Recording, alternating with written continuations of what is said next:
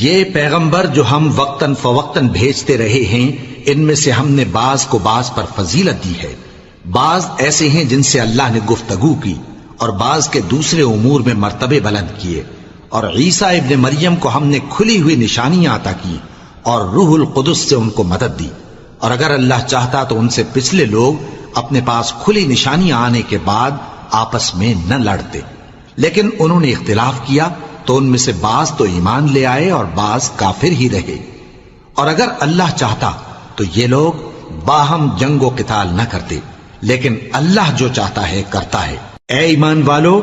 جو مال ہم نے تم کو دیا ہے اس میں سے اس دن کے آنے سے پہلے پہلے خرچ کر لو جس میں نہ اعمال کا سودا ہو اور نہ دوستی اور سفارش ہو سکے،